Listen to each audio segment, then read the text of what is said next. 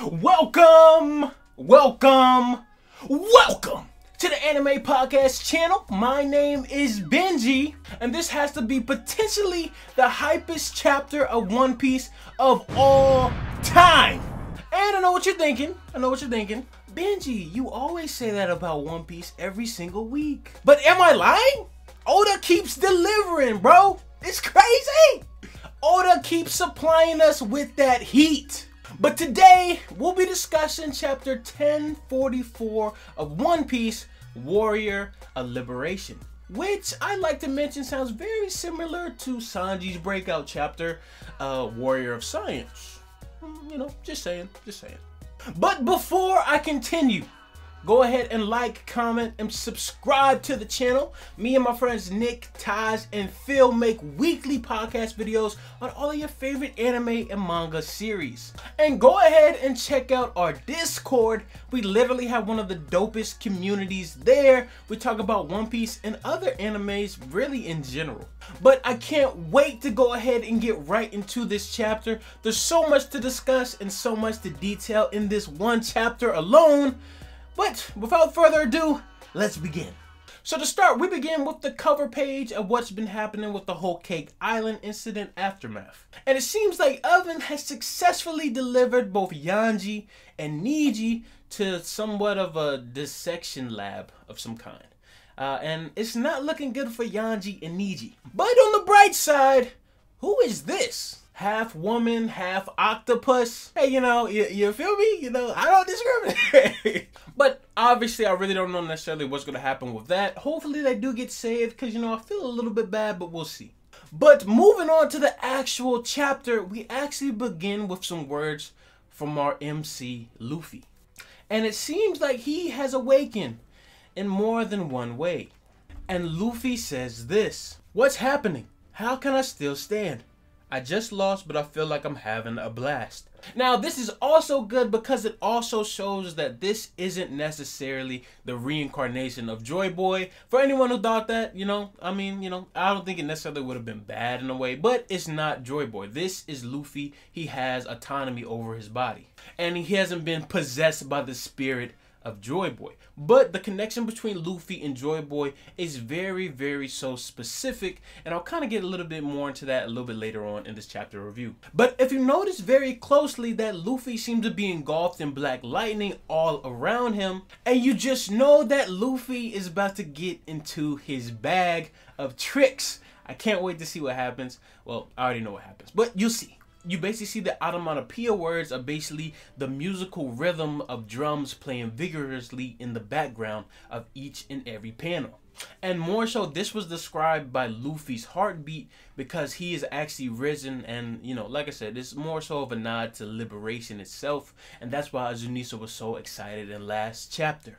And then you see Yamato shockingly ask Momonosuke this: "Luffy is Joy Boy. Zunisa said that?" Now, I don't necessarily think this is in the literal sense that Luffy is actually Joy Boy, but I do feel like Luffy's aura is very synonymous with the previous Joy Boy. And I think that's what Zunisa kind of feels right now, especially with his heart beating kind of in the same rhythm as the drums of liberation. But later on, we see a sequence of all kinds of allies: Law, Kid, Nami, Otama, as well as my boy Sanji. He's conscious and alive. Each of them increasingly shocked that Luffy has not met his end after that devastating blow from Kaido.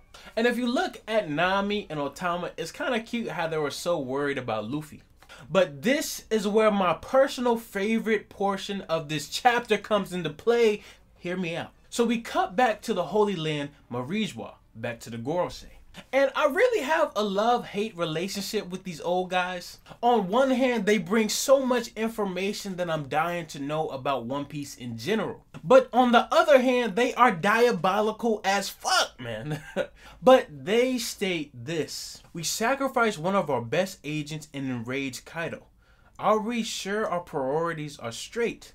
They continue to say this: "This may be better than the alternative. it's imperative that we snuff out something this problematic. Now, briefly stopping there, the alternatives comment really brings up so many questions that need to be answered. But if I'm going to give my 2 cents worth, I believe especially that the Gorosei's comment lead directly into them knowing that the fruit is in direct opposition of their leader, Im-sama.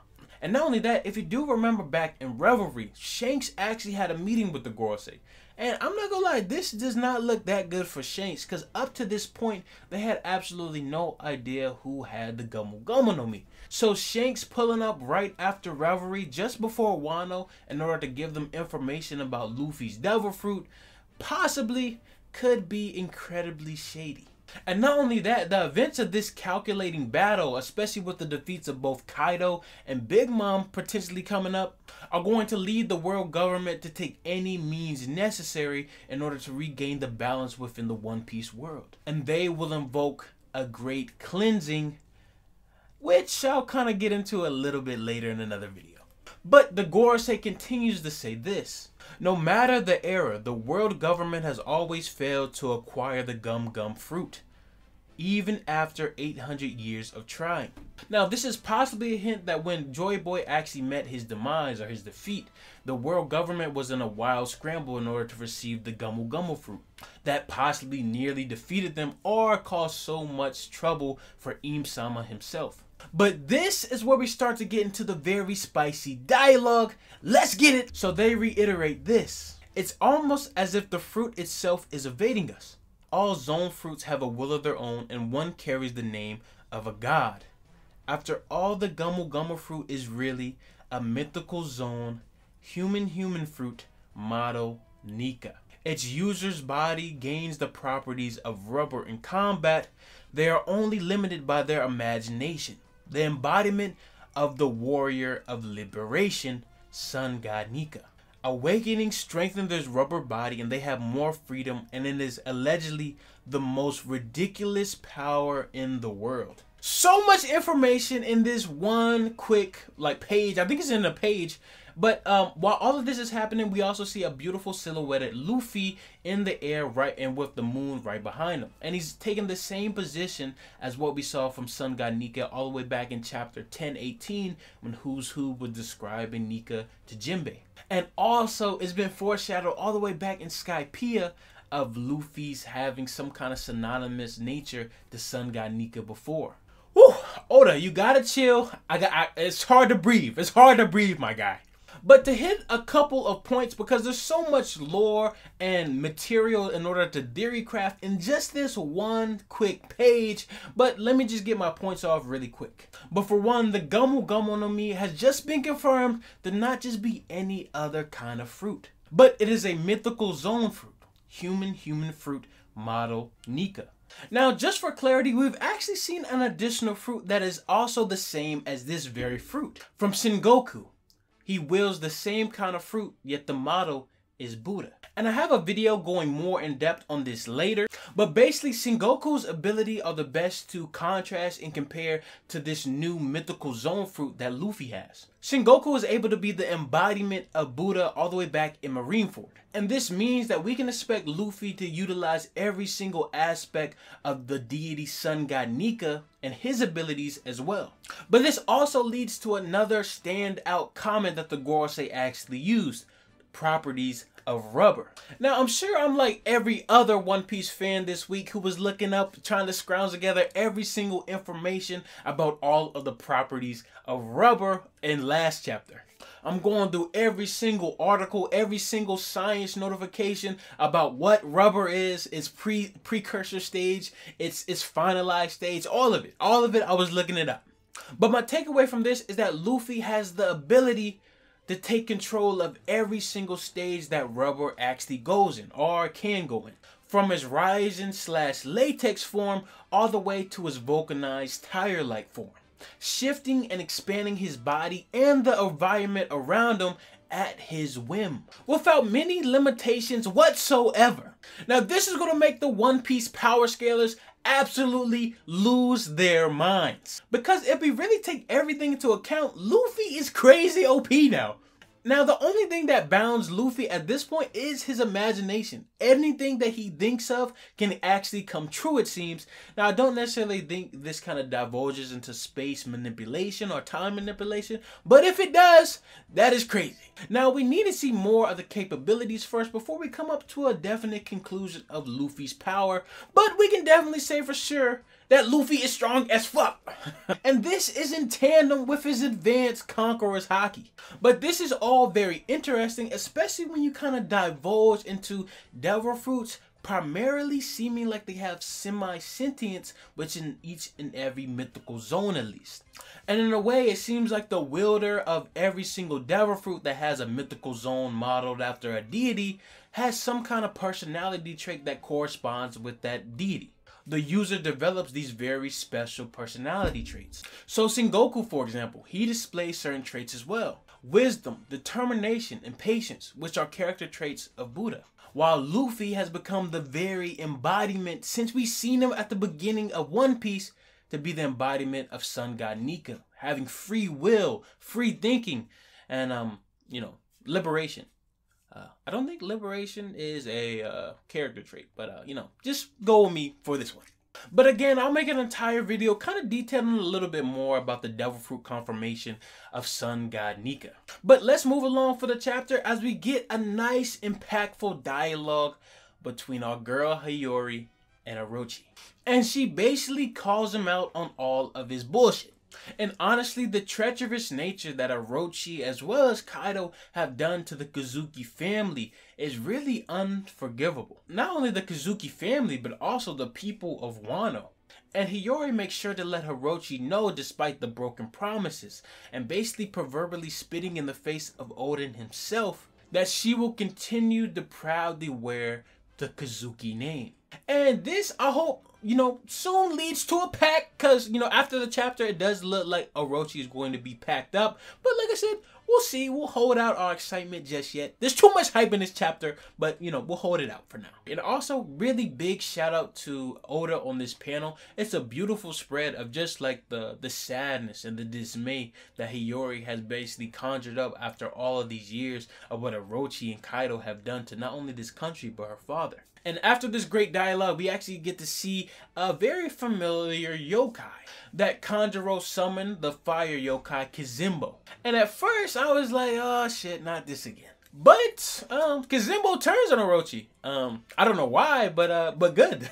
But basically, Kizimbo burns this nigga Orochi to a crisp. But very interestingly enough, Hiyori states this right after this happens: the dawn will come.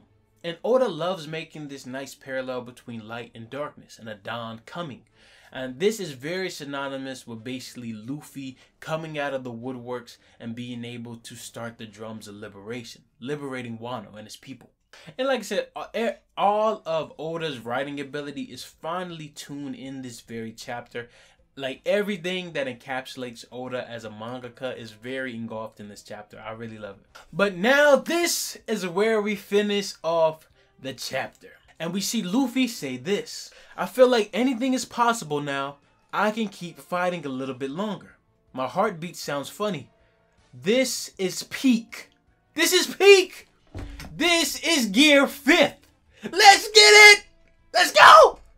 And we see a huge crackle of lightning right behind this very panel. And it erupts within the live floor where Kaido is right now, surprising everyone, including Kaido. Luffy then breaks a hole within the rooftop, and he knocks out all of the fodder beast pirates that are beneath him with his immense Conqueror's Haki. He then enlarges his fist, and it kind of looks the same as third gear, or gear 3rd, and he basically grabs Kaido's dragon form. And while this is happening, we see this devious smile come from Luffy's face as he takes Kaido all the way back up to the rooftop. Luffy then proceeds to toss Kaido around like a ragdoll and basically proceeds to smash him into the ground. Kaido smirks and says, "You're still alive. I'm grateful." Kind of signifying that Kaido understands that Luffy has hit a new stage within his devil fruit. And this is where the true fight begins. So Kaido proceeds to shoot a blast breath directly back at Luffy, and Luffy has this super funny panel of basically his eyes popping out of his head. And a lot of these last panels, especially the combative panels between Kaido and Luffy, they're very cartoonish, and I believe that Oda actually had a very good reason for this in the first place. But Luffy then does something that we've never seen before. He conjures up rubber from the environment around him and basically grabs it and creates a wall. And he uses it to deflect the blast breath that Kaido just sends towards him, and it sends it right back to Kaido. But after this, we get this full body iconic panel of Luffy laughing. And it seemingly looks like Luffy's hair is engulfed in fire, and we get a title card stating that this is Luffy's Gear 5th. Let's go! And we soon cut to Kaido saying some very interesting stuff. So Kaido says this: "Sorry about that idiot from before. I didn't want to win like that." Luffy kind of joyously says, "Don't sweat it. Let's finish this. And no break next week. Let's go! Let's go!" But a couple of things that I want to kind of get off my chest at the end of this chapter review. Now, for one, I know that one part of criticism of Oda's kind of paneling, especially this very Looney Tune-esque kind of combativeness between Kaido and Luffy towards the end of this chapter, was very much criticized. But in retrospect, if you look at what both the Gorosei says, were saying that this is the most ridiculous power in all of the world. But I think a lot of people don't necessarily understand this, but that this fruit particularly is used to make those around him smile and laugh. And I'm guessing based off what we've seen because of its goofy nature. And I believe that Oda wanted to give this fight sequence the same kind of effect that it will give the people in One Piece to its readers. And also, you haven't been reading One Piece if you think that Oda isn't going to throw in some silly stuff here and there. That's Oda's stick. And also to point out this last phrase by Kaido, kind of feeling remorse for his fraudulent win against Luffy. And Luffy not really even caring, he just kind of seems like he wants to smoke. And I think that Kaido at this point can tell that this is the aura of Joy Boy, what he seems to have been looking for such a long time. Now, many people speculate that the reason why Kaido had been making these smile fruits was in pursuit of trying to find the next Joy Boy, or at least the legend that he had been told so much long ago. But like I said, that's just a thought. I'll kind of get a little bit more into that on another video. I know I keep saying that, but you know, I have a couple videos lined up for this week. But this chapter, man, was absolutely incredible. It really just kind of reinvigorates my love for One Piece and every single facet that Oda kind of brings to the table. And I also want to give a big shout out to the One Piece fandom itself. You know, we've really been holding it down on all of the social medias, really with the hype that Oda is providing us. And this is just another reason why One Piece is in my top 3 of all time of manga series. But Luffy's OP. I'm excited to see what happens with these final decisive moments within Wano. I'm incredibly excited. Thank you guys so much for going ahead and tuning in to my chapter review. I hope you enjoyed it. Go ahead and like, comment, and subscribe. And I'll see you guys in the next video. Peace.